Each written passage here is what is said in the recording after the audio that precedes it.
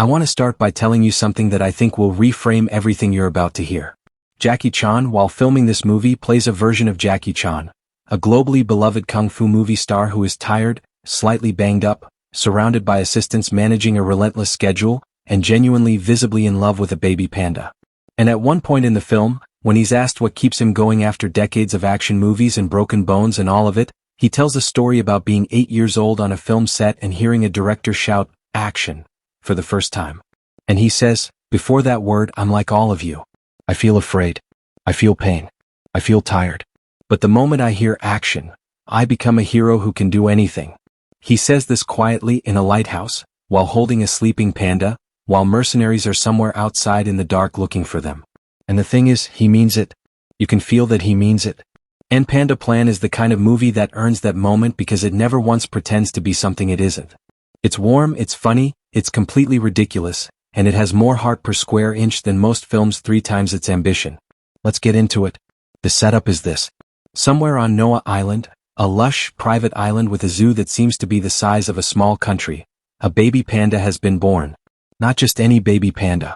This one has mismatched eye markings, a genetic anomaly so rare it's essentially unique in recorded history. The internet, predictably, has lost its mind. The panda has 700 million followers before it can even open its eyes properly. And somewhere out there, a very rich person with very bad taste has decided that 700 million followers means $100 million. On the other side of all this, Jackie Chan, movie star, being managed at the speed of light through a film set where he's apparently just taken out 30 assassins by himself, which his director calls very, very, very authentic. Jackie's team is reading him a list of events he's been invited to: an Arctic golf tournament, a Stallone housewarming, an ice festival in South Africa, which Jackie correctly identifies as probably man-made and declines. When the panda invitation comes through, Jackie's response to the panda is immediate and genuine. He goes to the zoo. He meets Peter, the enthusiastic director who runs the place, and Anastasia, his assistant. And then he meets Su Xiaoshu, or Xiaoshu, the panda's caretaker who has spent 5 years working at panda bases as a volunteer and considers herself the baby panda's primary person. She is skeptical of Jackie in a way that is not performed, and this is why their dynamic works. She's not starstruck.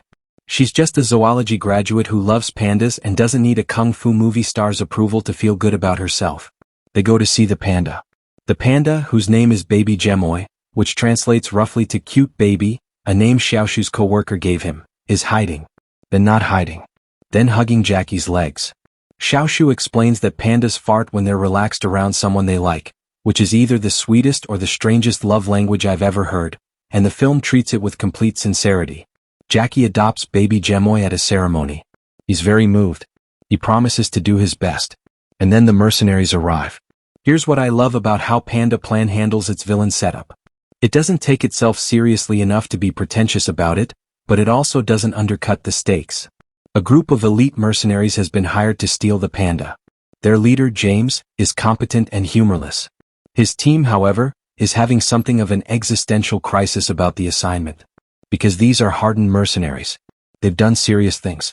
And now they are being asked to kidnap a baby panda from a zoo. "We'll be a laughing stock in this business," one of them says. But this joke, James replies, is worth $100 million. That's all they need to hear.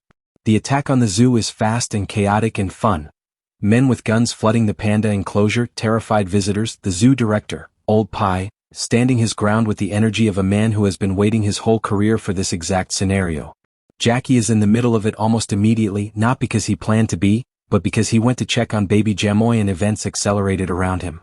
What follows is a chase sequence that goes through the zoo's exhibit halls, a shopping area, a rooftop, a panda-themed balloon jump. I'm not going to explain this fully, just know that it works. A golf cart commandeered through storage areas, and eventually a car chase through the wilder parts of the zoo. Through all of this, Jackie is managing a baby panda and a panda caretaker who keeps announcing with increasing urgency that she is not a stunt woman. "I'm just an ordinary nanny," Xiaoshu says, standing on a ledge. "I'm not your substitute." "Jump on 3, Jackie says. 1. She jumps. There's a moment early in the chase where Jackie gets cornered by a mercenary who tells him, a little triumphantly, that he's watched all of Jackie's movies and knows all his tricks. And Jackie does something that the film uses as both a joke and a genuine character beat. He stops. He says sincerely that he's just a filmmaker. He can't really fight. He's very sorry. Would they like to let him go? The mercenary does not let him go. And then Jackie fights him through an elaborately staged arena using what the film clearly relishes as signature Jackie Chan choreography: environmental, improvisational, using furniture and props and the geography of a room as fluidly as most people use their hands. He wins. And then he looks at the guy on the floor and says, "You said I don't have martial arts morals. But neither do you." This is the film in miniature. It has absolute commitment to its own sense of what's right. Jackie doesn't fight because he wants to dominate. He fights because he has to, because there's a baby panda at stake, and he stops as soon as the immediate threat is handled. He's the same character throughout, a little tired, a little stiff, occasionally scared of spiders, completely reliable when it matters. The lighthouse scene is where the film earns everything it's been building. Jackie and Xiaoshu have made it to a disused lighthouse on the far edge of the island, hidden from the mercenaries for the moment. Baby Gemoy has eaten too much and fallen asleep between them, which is presented as a logistical problem and also visually as the most peaceful image in the film. And in the quiet of that moment they talk. Xiaoshu talks about why she became a panda caretaker, the school trip to the zoo, the college zoology degree, the 5 years of volunteering at panda bases, spending her holidays in muddy enclosures learning how these animals communicate and what they need. Her parents want her to come home now, they're getting older and they want her nearby. She has a resignation letter drafted. Every time the buyer, a wealthy businessman named Fariha, wanted baby Gemoy for his son, Pasha, who was diagnosed with leukemia 6 months ago.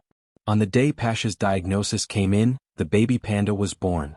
Pasha saw it on television. And from that point on he and his father went to the zoo almost every week. Pasha would press his face against the glass and watch the panda for hours. Fariha didn't want the panda for money. He didn't want it as a possession. He just wanted it to stay with his son for a little while. Because Pasha had stopped eating, and this was the only thing that made him look at the world. Maybe he will get better, Fariha says. And then, he doesn't even know what happened. All of this is my fault. The film does something unexpected here. It doesn't let Fariha off the hook. He hired mercenaries, people got hurt, it was genuinely wrong, but it also doesn't reduce him to a villain. He's a father who ran out of good options and made catastrophic ones. The movie understands that grief can do that to people. And it gives him a grace note. Jackie brings baby Gemoy to Pasha's bedside. The little boy wakes up. He looks at the panda. He smiles like someone who forgot they could. Am I dreaming? You're not dreaming. Are you hungry? I want to step back for a second and talk about what Jackie Chan is doing in this movie, as a performer and also as a person, because I think they're not entirely separable here. He is in his 70s. He has been making action movies since before most of his current global fanbase was born. He has broken essentially every bone in his body at some point during the making of those movies.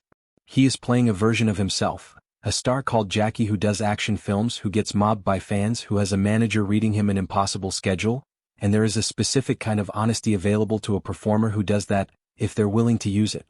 Jackie uses it.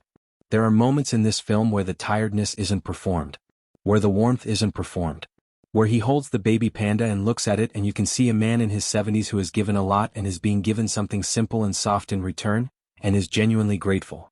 The lighthouse monologue works because you believe that action really is the word he lives by. Because it's his life he's describing, not a character's. The film is also, underneath all the fun, about what it means to do the thing you love for long enough that it becomes who you are. Xiaoshu can't leave the pandas. Jackie can't stop making movies. Neither of them has a clean answer for why. The answer is in the action, not in the explanation. You do it. You keep doing it. You hear the word and you go. The film ends 6 months later at a panda base in Chengdu. Baby Gemoy has been renamed Huhu, one of the names Jackie brainstormed in the lighthouse, and is thriving in the natural reserve environment, playing and sleeping and chewing bamboo with the focused dedication of an animal who has absolutely no idea she's been at the center of an international incident.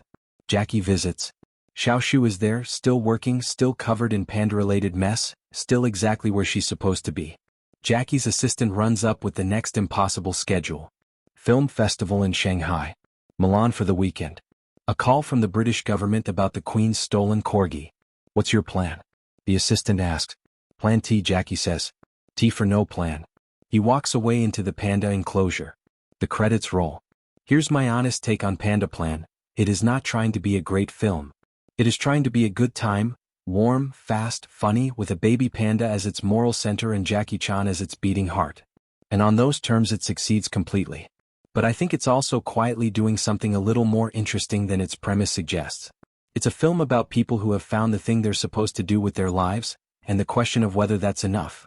Whether that's everything, whether you can build a whole life on a calling and not feel the absence of the other things. Xiaoshu has her resignation letter. Jackie has his broken bones and his full schedule and his 8-year-old self who heard action and never quite recovered. The film's answer is gentle. You don't resolve it. You just keep going. You roll over and sleep again. And if you're lucky, something warm and ridiculously cute is sleeping next to you in a lighthouse when you say this out loud, and the person listening needed to hear it. Go watch this movie.